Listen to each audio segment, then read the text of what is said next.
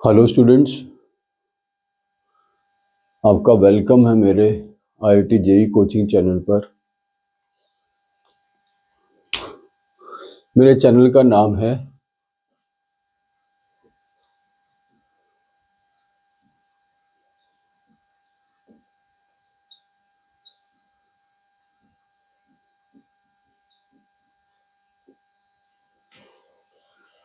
N square JEE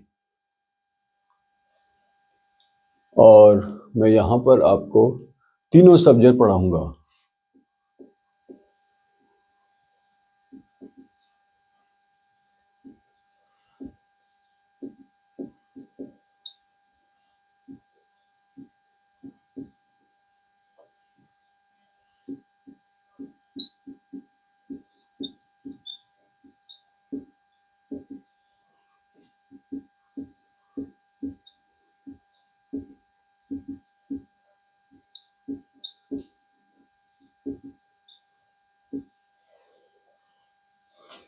तीनों subject physics, chemistry, maths. Chemistry में तीनों उसके fields inorganic, organic and physical. और मेरा नाम नृपेंद्र सिंह है और मैं आईआईटी रुड़की का एल्यूमिनाई हूँ, पास आउट हूँ आईआईटी रुड़की का।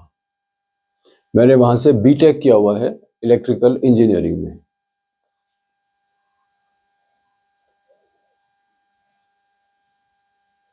अब आज के इस इंट्रोडक्टरी लेक्चर में मैं आपको ये बताना चाह रहा हूँ कि एबिलिटीज़ कौन कौन सी ज़रूरत पड़ती हैं आईआईटी में पास होने के लिए। जैसे आपके पास तीनों सब्जेक्ट हैं, फिजिक्स, केमिस्ट्री, मैथ्स। जब तक आप एबिलिटीज़ नहीं समझोगे तब तक आप कैसे पढ़ोगे फिजिक्स, केमिस्ट्री, मैथ्स को। तो ये इंट्रोडक्टरी लेक्चर है जिसमें मैं बताऊंगा आपको कि एबिलिटीज़ कौन कौन सी होती हैं आईआईटी के लिए।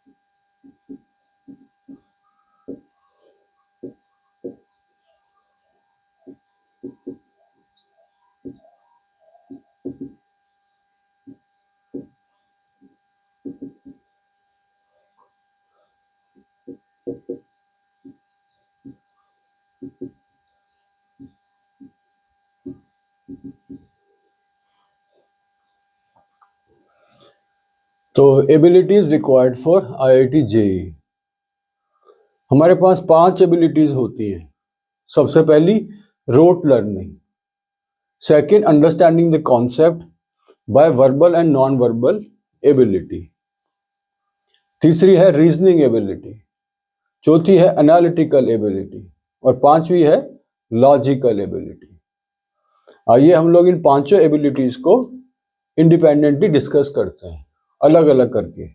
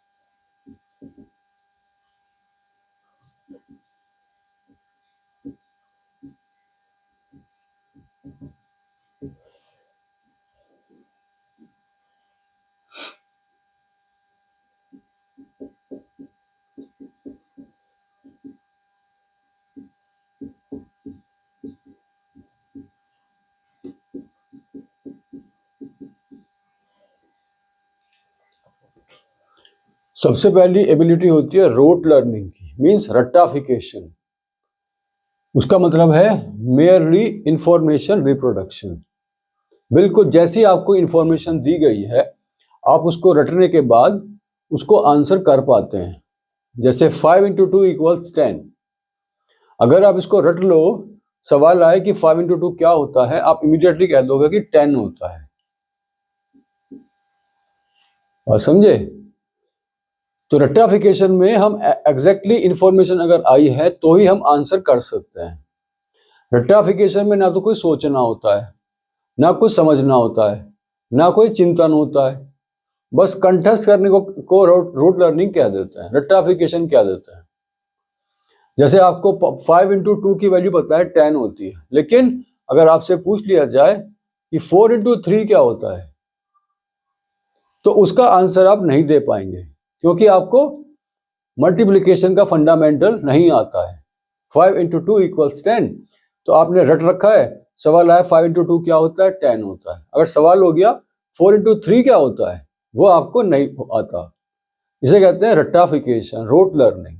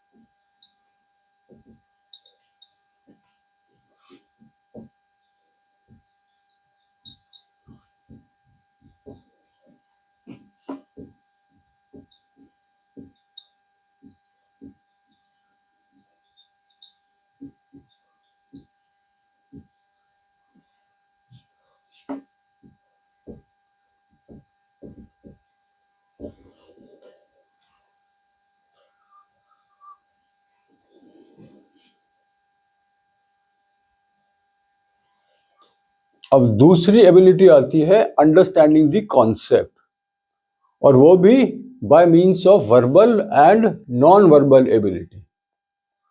इन दोनों एबिलिटी पे आप लोग जरा ध्यान दीजिएगा।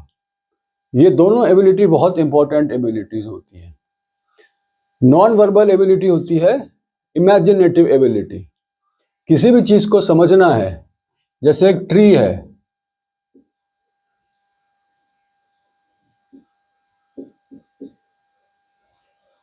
जैसे एक ट्री है, एक पेड़ डिजाइन मैंने ड्रॉ किया है यहाँ पे, इसको समझना है आपको तो कैसे समझेंगे आप इसको, ट्री को? या तो आप इसकी इमेज को स्टडी करें,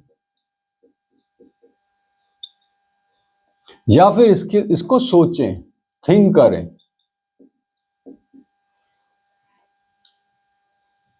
अगर आपको इस ट्री को स्टडी करना है तो आपके पास दो ही टूल्स हैं, या तो आप इसे इमेजिन कर लीजिए, या फिर आप इसको सोचें, या तो आप इस ट्री की इमेज को बार बार दिमाग के अंदर देखते रहिए, या फिर इसका जो नाम है, जो इसका वर्ड है ट्री, इसको बार बार सोचते रहिए।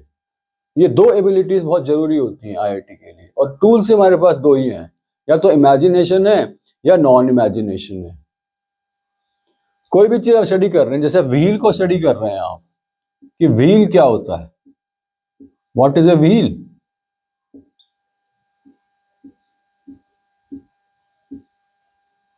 जैसे आप ये इस व्हील को स्टडी कर रहे हैं और इसका मोशन भी स्टडी कर रहे हैं, तो इस व्हील को अगर आप समझना चाहते हैं तो इसकी इस इमेज को आप बार बार दिमाग में इमेजिन कीजिएगा, तब ये समझ में आता है कि व्हील क्या होता है। या फिर इसको विचारिएगा, दिमाग में विचार लेके आइएगा बार बार कि मोशन क्या होता है, व्हाट इज व्हील। तो या तो हम व्हील को, उसकी इमेज को स्टडी कर सकते हैं, या फिर उसके वर्ड को स्टडी कर सकते हैं। तो नॉन वर्बल तो हो जाती है इमेजिनेशन, और वर्बल हो जाती है without imagination. Simple thinking, only thinking, just thinking and nothing but thinking. जैसे आजकल काफी सॉफ्टवेयर सिमुलेशंस आ रहे हैं, मार्केट में अवेलेबल है।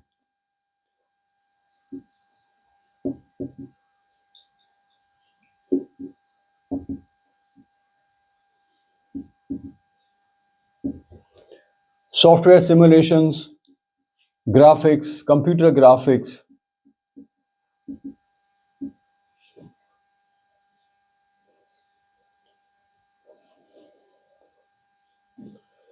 तो आज के कंप्यूटर के ज़माने में हमारे पास ऐसे ऐसे सॉफ्टवेयर अवेलेबल हैं जिनके थ्रू हम कोई भी इमेज को सिमुलेट कर सकते हैं।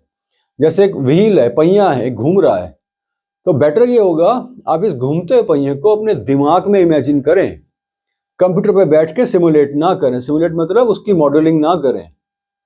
जैसे आप टीवी देखते हैं, टीवी में आपको पिक्चर चलती हुई नजर आती है, ठीक है, लेकिन वो समझ में नहीं आने वाली जब तक आप उस पिक्चर को दिमाग में इमेजिन नहीं करोगे। कंप्यूटर पे सिमुलेट करने से, कंप्यूटर पे मॉडलिंग करने से, कंप्यूटर की मॉडलिंग करने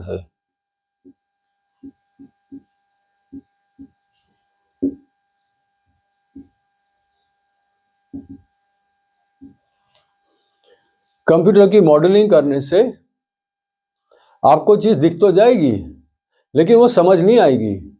समझ वो तभी आएगी जब आप उसको इमेजिन करना शुरू कर देंगे, दिमाग में विजुअलाइज करना शुरू कर देंगे। एक चीज और, अगर आपको बोर्ड पे लिखा हुआ नजर ना आ रहा हो तो आप इसको जूम इन कर लीजिएगा, मैक्सिमाइज कर लीजिएगा,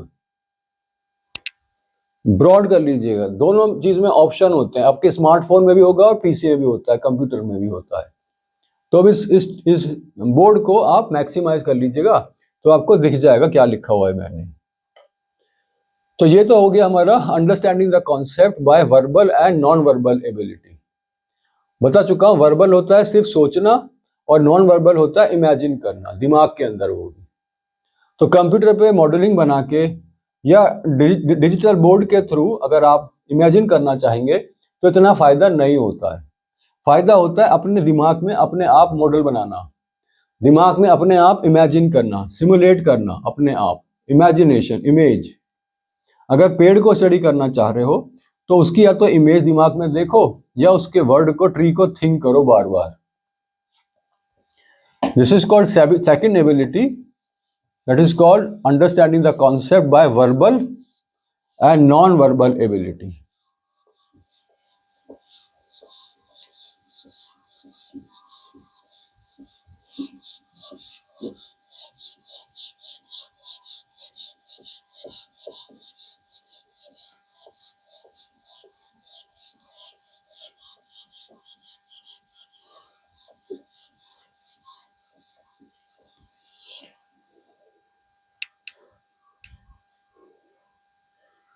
थर्ड एबिलिटी आती है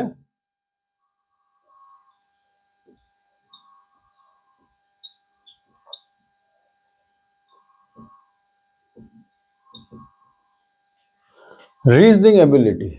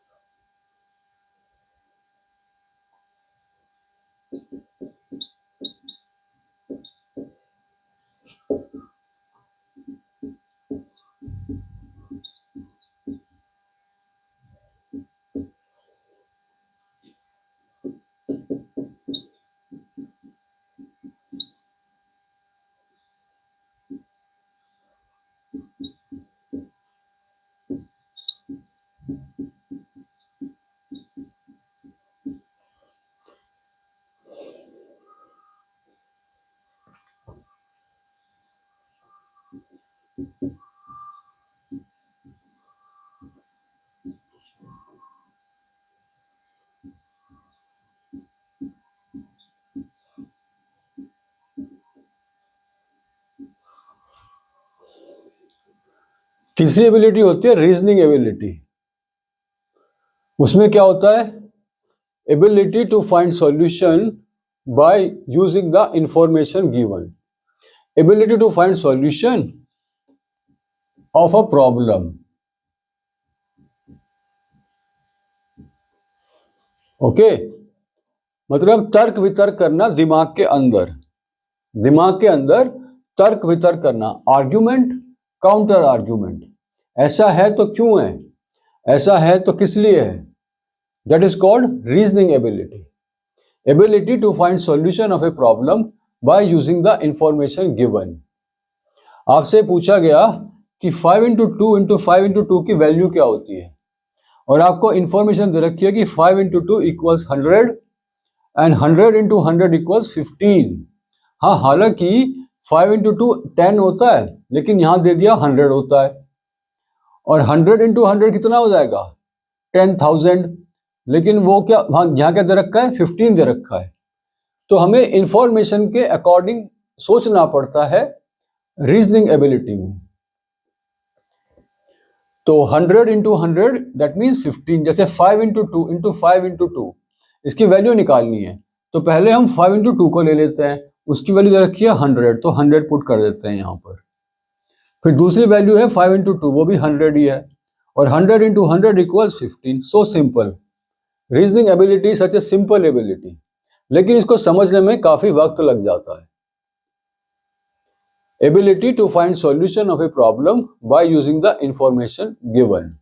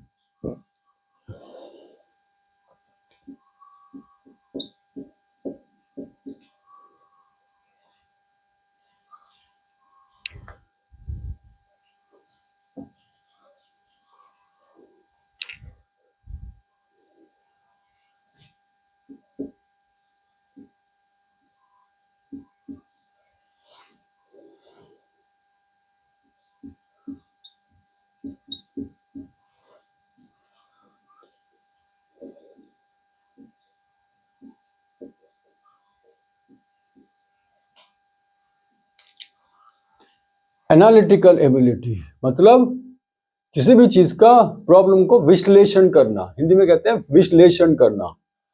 analytical ability means ability to find solution to a complex problem by breaking it into smaller parts. मतलब आपको जो है एक प्रॉब्लम दे दी गई, ये वाली, दिस इज ए प्रॉब्लम। इसको सॉल्व करने के लिए बहुत कॉम्प्लेक्स प्रॉब्लम है बच्चों के लिए, 5वीं 6ठी बच्चे के लिए प्रॉब्लम कॉम्प्लेक्स होती है।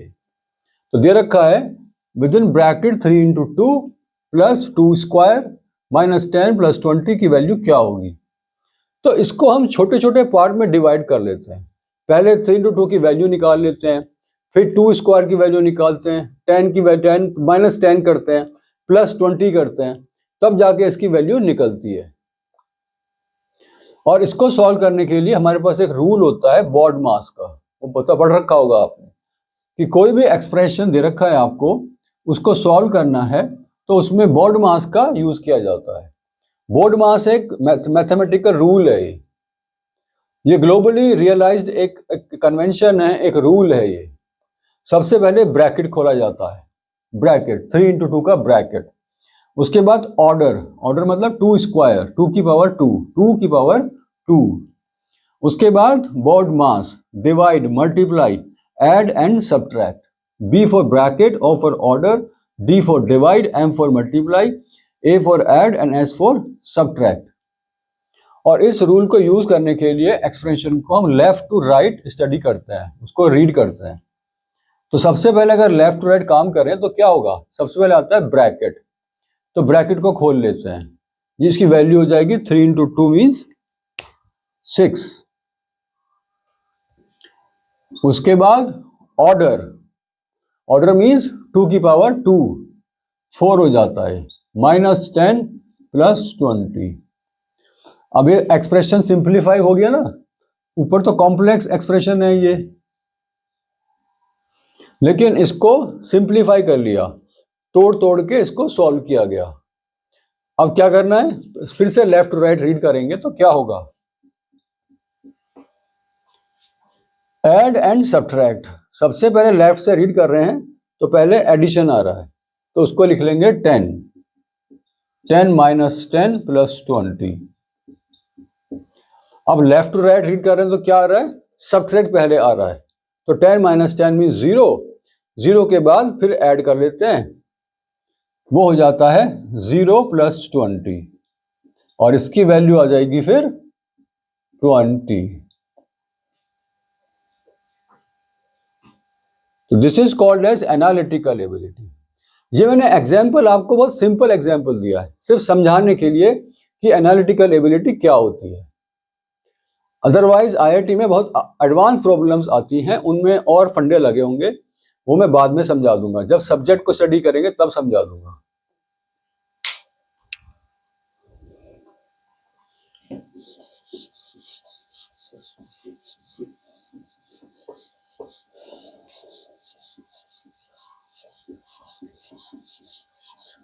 अब 5वीं और अंतिम एबिलिटी आती है, वो आती है logical ability.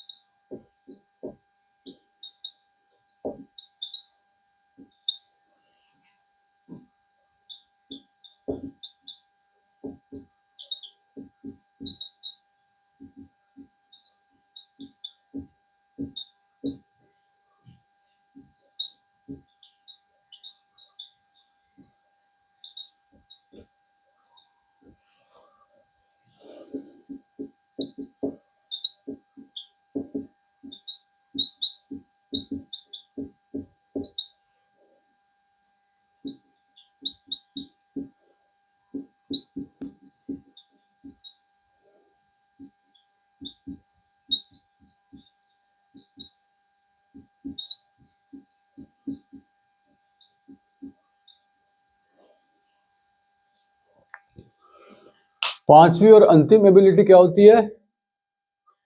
Ability to find solution to a problem by applying and using the basic concepts already learn. इसका क्या मतलब है? मतलब है कि आपके अंदर वो काबिलियत होनी चाहिए, वो योग्यता होनी चाहिए जिसके थ्रू आपको कोई भी प्रॉब्लम दी जाए उसको आप सॉल्व कर पाए अपने already learn concept. Concept means rules, सिद्धांत, एक प्रकार का अंडरस्टैंडिंग। तो bye using the basic concepts already learn, जो आपने ऑलरेडी कॉन्सेप्ट सीख चुके हो उनको दिमाग में इस्तेमाल करके, दिमाग में सोच के, समझ के उसको सॉल्व करना, that is called logical ability. जैसे आपको फोर्स की वैल्यू दे दी 10 न्यूटन और एक्सीलरेशन की वैल्यू दे दी 5 मीटर पर second square. F force, F का मतलब होता है फोर्स, एफ फॉर फोर्स और ए फॉर एक्सीलरेशन। और तो एम की वैल्यू क्या है, मास की वैल्यू क्या होगी? तो यहाँ पे आपको ऑलरेडी लर्न कॉन्सेप्ट यूज करना है। Force equals mass into acceleration. आपको फोर्स दे रखी है 10 न्यूटन, एक्सीलरेशन दे रखा है 5 मीटर पर सेकंड स्क्वायर, तो m की वैल्यू क्या होगी? That is equal to F is equal to m into a।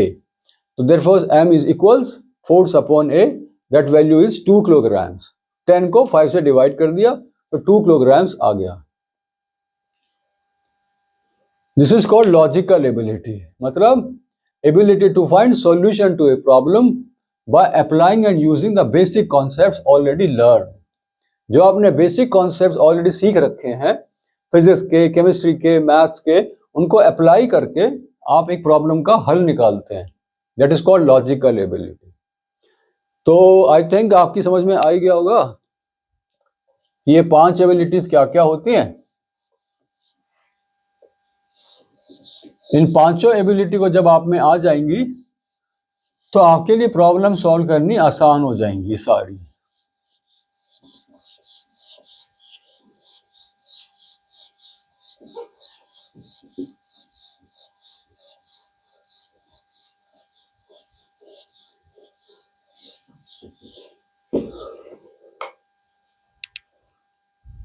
Students, आज के इंट्रोडक्टरी लेक्चर में बस इतना ही। आपसे अब नेक्स्ट लेक्चर में मिलते हैं जहां पे हम सब्जेक्ट को स्टडी करना शुरू करेंगे। Thank you students, thank you very much.